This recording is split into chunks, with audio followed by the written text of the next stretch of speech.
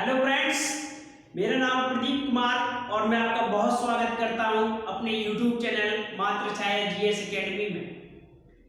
Friends, हमने last topic में बात करें तो मिट्टियों में बात की थी और वो मिट्टियों में बात की थी जो भारत में पाई जाती हैं और कौन कौन सी मिट्टी थी। हमने ये थोड़ा सा टॉपिक देखा था, लेकिन फ्रेंड्स लंबी क्लास होने की वजह से हमने उस टॉपिक में 3 ही मिट्टियों पर डिस्कस किया था। अब मैं बात करूं फ्रेंड्स, पहले तो अगर जो आपने चैनल सब्सक्राइब नहीं किया है तो please like share and subscribe friends.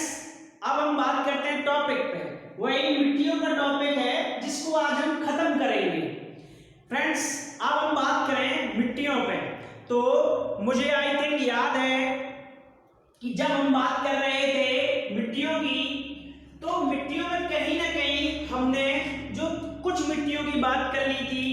जैसे बात करें तो यहां पर जलोढ़ मिट्टी पाई जा रही थी। जलोढ़, हमने जलोढ़ मिट्टी की बात कर ली थी जो भारत में नंबर 1 पर मिट्टी पाई जाती है और उसका एरिया भी बहुत ज्यादा है। और कहीं ना कहीं आपने एरिया में जो देखा है तो ये यहां से पंजाब से लेकर पंजाब हो जाएगा, हरियाणा हो जाएगा। अगर जो आप इसका एरिया देखेंगे तो ये पंजाब है और पंजाब के नीचे देखेंगे तो ये हरियाणा है और कहीं ना कहीं ये उत्तराखंड का एरिया है। उत्तराखंड का एरिया नहीं पड़ेगा क्योंकि ये ऊंचा है। अब बात करते हैं यूपी की है तो यूपी में तो इसका भंडार पाया जाता है। अब बात करते हैं कि थोड़ा सा ये राजस्थान का एरिया वो वाला, गुजरात का वो वाला एरिया हो जाएगा जहां पर नर्मदा नदी का जो है, नर्मदा है और यहाँ पे साबरमती है। ये वाली नदियां हैं जो कहीं ना कहीं थोड़ा सा यहाँ पे जो जलोढ़ मिट्टी का काम करती है। अब बात करते हैं यहाँ पर, आपको पता होगा कि यूपी की बात करेंगे या उत्तर भारत की बात करेंगे तो ये वाला जो एरिया है यहाँ पर गंगा यमुना का दोआब पाया जाता है और दोनों नदी होने के कारण बहुत सारी नदियां हैं। गंगा की इतनी सहायक नदियां हैं और यमुना की हैं कि यहाँ पर बात करें इस वाले एरिया में, ये वाला पूरा एरिया जो है तो पूरा ही जलोढ़ मिट्टी का पाया जाता है। ये फ्रेंड्स ज्यादा बन गया था पिछली क्लास में। अगर जो आप देखेंगे तो इसका एरिया नंबर 1 पर है, यहाँ भी देखेंगे। और ये कहीं ना कहीं उड़ीसा है, बंगाल है और ये तमिलनाडु के मतलब कोस्टल एरिया के ये पूर्वी घाट माना जाएगा ना।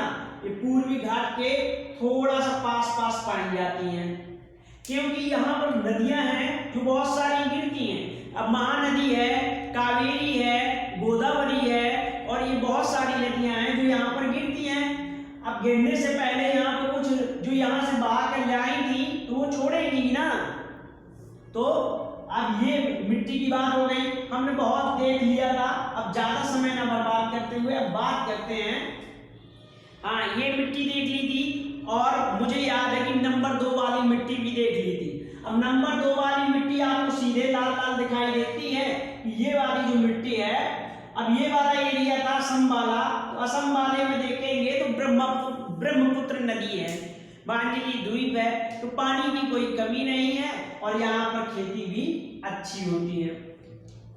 फ्रेंड्स, हमने बात की थी 2 नंबर पर लाल मिट्टी की बात की थी। अब लाल मिट्टी की बात की थी तो हमने इसके बारे में भी बता दिया था और हमने बात करी थी लास्ट जो हमारा पॉइंट था ये था हमारा काली मिट्टी। ये काली मिट्टी फ्रेंड्स, ये काली मिट्टी जो था अब ये तीसरे नंबर में पाई जाती है भारत में। अब इसके जो थे मैंने आपको बताया था कि इसको जो और भी नाम, ये अन्य नाम लिख दूं यहाँ पर, कभी कभार पूछने लगता है। अब बात करते हैं अन्य नाम क्या होंगे। काली मिट्टी तो है, ये काली मिट्टी है, ठीक। अब बात करते हैं दोस्तों,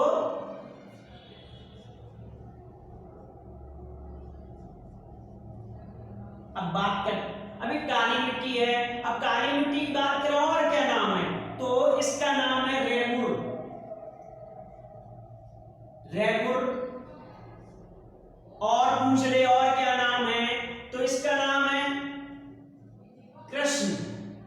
ये कृष्ण मिट्टी है, काली मिट्टी होने के कारण कृष्ण भगवान के उस नाम ही दे दिया। अब बात करते हैं और क्या नाम है इसका, तो लावा मिट्टी भी कहते हैं, क्योंकि ये लावा से निर्मित हुई और इसे लावा मिट्टी कहते हैं। अभी और क्या नाम है इसका, तो स्वता जुती मिट्टी कहते हैं, स्वता जुती मिट्टी कहते हैं, क्योंकि आपने देखा होगा कि इस मिट्टी में पानी सोखने की ज्यादा क्षमता पाई जाती है, और जब इसमें पानी नहीं होता है तो ये मिट्टी इतने सारे दर्रे तोड़ देती है। जब ये पानी नहीं होता तो ये बहुत जैसे ये मिट्टी है, ये एक मिट्टी का ये पूरब है, अब इसमें पानी भरा तो जब तक तो ठीक है, और जब ये पानी नहीं होगा तो इतने बड़े बड़े दर्रा टाइप के कर देगी, ऐसे मतलब बहुत सारे कर देती है। तो कहीं ना कहीं, और जब इसमें जानवर घास चरते हैं तो ये अपने मन से जुत जाती है, तो इसे स्वतः जुती मिट्टी भी कहा जाता है। अब आप ये सारे काली मिट्टी के नाम हैं, और कहीं ना कहीं पूछा जाता है, तो रैपुर मिट्टी हो गई, कृष्ण मिट्टी हो गई, और लावा मिट्टी हो गई, स्वतः जुती मिट्टी हो गई, काली मिट्टी हो गई, कपासी मिट्टी कहा जाता है इसे, कपासी मिट्टी भी कहा जाता है। अब ये सारे नाम है 1 2 3 4 5 6। अब पूछ ले कि क्या और भी नाम है, तो ये मालवा के पठार में पाई जाती है, तो इसे मालवा मिट्टी भी कहते हैं, मालवा। अब मैंने इतने सारे नाम लिख दिए हैं कि अगर जो आप पीसीएस का प्री भी एग्जाम देंगे तो इससे ज्यादा तो पूछा ही नहीं जाएगा।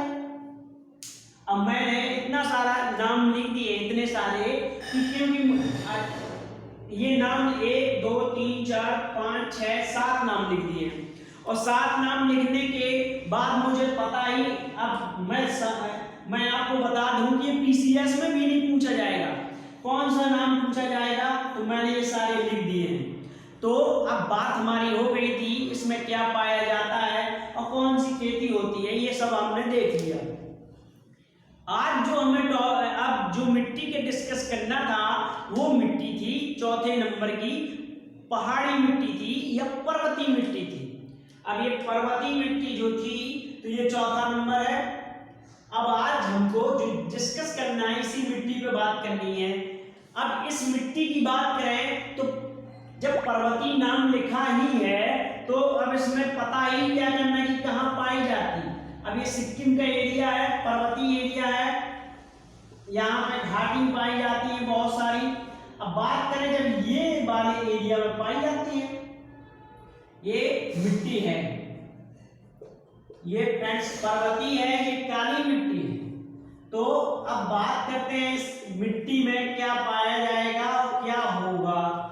तो कहीं ना कहीं इसका अगर विस्तार देखेंगे तो कहाँ पड़ रहा है, ये वाला एरिया जो है जम्मू कश्मीर का पड़ रहा है, और ये वाला एरिया आपको पता है कि सिक्किम पड़ रहा है, और सिक्किम के बाद ये क्या है, अरुणाचल प्रदेश का ऊपरी भाग है। ऊपरी भाग में ब्रह्मपुत्र नदी के ये आती है यहीं से,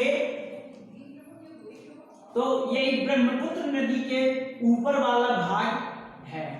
अब बात करते हैं पर्वतीय मिट्टी की।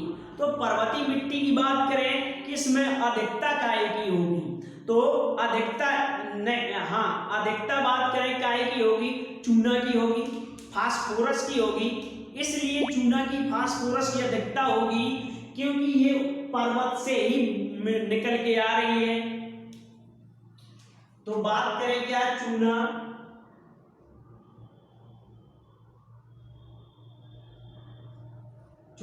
फास्फोरस अधिक होगा, चूना फास्फोरस की मात्रा अधिक होगी। और कमी किसकी होगी, तो कमी देखा जाए तो पोटास की और नाइट्रोजन की। ये तो कमी चल ही रही है। हमने जितनी मिट्टियों की बात करी तो कहीं ना कहीं नाइट्रोजन तो हर में ही चला जा रहा है। अब बात करते हैं इस मिट्टी में खेती किस चीज की होगी। अब ये पहाड़ी मिट्टी है, खेती आपने देखा होगा तो इसमें बागानी होगी।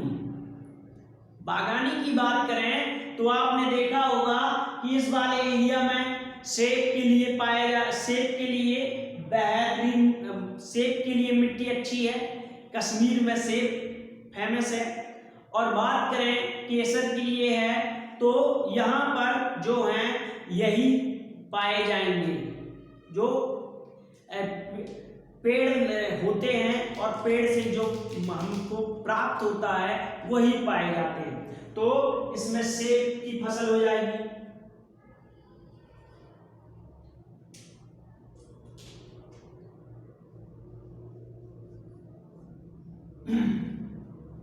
सेब हो जाएंगे। अब बात करते हैं, अब यहाँ पर और सेब है, केसर है, जो वाले ऊपर वाले एरिया में पाया जाता है वही। अब बात करते हैं आगे। अब पांचवी मिट्टी है जो मरुस्थलीय मिट्टी है। अब मरुस्थलीय मिट्टी का जो एरिया देखें तो ये ज्यादा नहीं है, ये 5वें नंबर में है। और कहाँ पाई जाती है? राजस्थान के एरिया में पाई जाएगी। ये जो एरिया है ये राजस्थान में पाया जाएगा। अब बात करते हैं कि ये जो राजस्थान में पाया जाएगा, ये डॉट डॉट का मतलब है मरुस्थलीय मिट्टी। अब ये वाली मिट्टी है, अब बात करते हैं इसमें कमी किस चीज की होगी, तो कहीं ना कहीं जो नाइट्रोजन की कमी है तो है, और ह्यूमस की कमी होगी, क्योंकि ये वाली मिट्टी दिन में इतनी ज्यादा गर्म हो जाती है हद से ज्यादा, और रात में इतनी ज्यादा ठंडी हो जाती है कि हद से ज्यादा। क्योंकि बालू अगर जो आप देखें तो दिन में बहुत ज्यादा गर्म हो जाती है और रात में बहुत ज्यादा ठंडी भी हो जाती है। तो इसकी जो है इसलिए ये मरुस्थलीय है। और कहीं ना कहीं आपने देखा होगा पानी की कमी इसलिए है कि आरावली जो हमारी आरावली माउंटेन रेंज है, गुजरात से राजस्थान और राजस्थान से दिल्ली, अब इस साइड पानी बरसना ही नहीं है, तो ये सूखा एरिया है और इसे ही थार का एरिया कहा जाता है। तो अब ये यहाँ पर होगी। अब बात करते हैं कि इस मिट्टी में कमी तो मैंने बता ही दी कि किस चीज की होगी।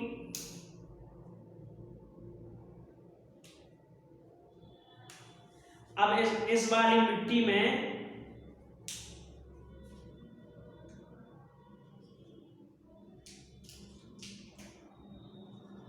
नाइट्रोजन की कमी होगी और ह्यूमस की कमी होगी। ह्यूमस की कमी होगी इसलिए होगी क्योंकि इसमें कुछ होगा ही नहीं। अब इस वाली में जब पानी ज्यादा रहेगा तो बहुत सारे इसमें कीड़ा है, जानवर हैं, वो होंगे, तो ह्यूमस की कमी रहेगी। और अब पूछ ले कि अधिकता काहेगी रहेगी, तो अधिकता है लवण की रहेगी। अब लवण इसलिए रहेगी अधिकता, नमक की बहुत ज्यादा रहेगी। और कहीं ना कहीं बात करूं तो यहाँ पर एक सांभर झील भी पाई जाती है जो नमक के लिए है, लवण की। और बात करें दूसरी काय की है तो इसमें फास्फोरस है, ये फास्फोरस है, ये अधिकता हो गई। अब बात करते हैं कमी इस चीज की थी दोनों की। और अब फसल की बात करें तो क्या पाया जाएगा, तो इस वाली फसल में जो यहाँ पर है तो आपको पता ही है कि जो फसल पाई जाएगी ये फसल, तो फसल जो राजस्थान में पाई जाती है जो पानी की कम लगे, ऐसी फसलें पाई जाती हैं कि जिन पर पानी कम लगे। तो सबसे ज्यादा कम अगर जो मैं बात करूं किस में लगता है तो सरसों में, इसीलिए राजस्थान नंबर 1 पे है सरसों में। और सरसों के बाद बात करें और किस चीज में है, तो सरसों के बाद में जो है बाजरा है, इसमें बाजरा है, ज्वार, बाजरा और चना। दलहन के लिए तो है ही नंबर 1 पे, मतलब मोटे अनाज जो है यहाँ पर होंगे। अब चना के लिए है एक ही पानी लगता है, जब बुवाई होती है तब पानी लगता है, इसके बाद लगता ही नहीं अगर जो पानी की व्यवस्था है तो ठीक। अब बात करें सरसों की, सरसों के तो एक ही बार पानी लगता है जब बुवाई होती है, उसके बाद ये है जो सुबह ये जब सर्दियों में जाड़ा होता है उसी से काम चल जाता है। इसलिए राजस्थान में जहां तक देखेंगे तो एकदम सरसों सरसों ही नजर आएगा, और नंबर 1 भी सरसों में है। तो अब राजस्थान की मिट्टी हो गई। अब बात करते हैं इस वाली मिट्टी की। अब ये वाली जो मिट्टी थी हमारी 6वें नंबर पर आती है। अब ये जो 6वें नंबर में मिट्टी है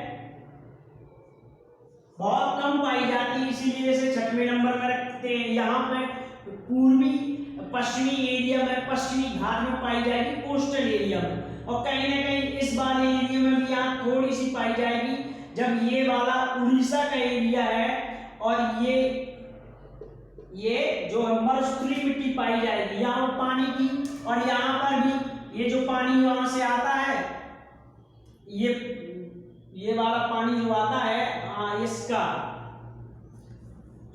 सॉरी फ्रेंड्स, उसका ब्रह्मपुत्र का। तो कहीं ना कहीं ये मिट्टी जो है 3 जगह थोड़ी थोड़ी पाई जाती है। अब बात करते हैं इस मिट्टी को, लैटेराइट मिट्टी है ये वाली, लैटेराइट। अब ये वाली मिट्टी लैटेराइट मिट्टी है।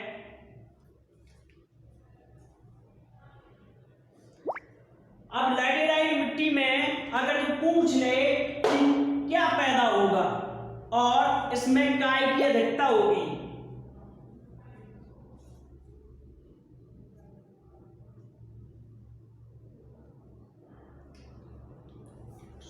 फ्रेंड्स अगर जो पूछ ले क्या अधिकता काय की होगी, तो ये लोहा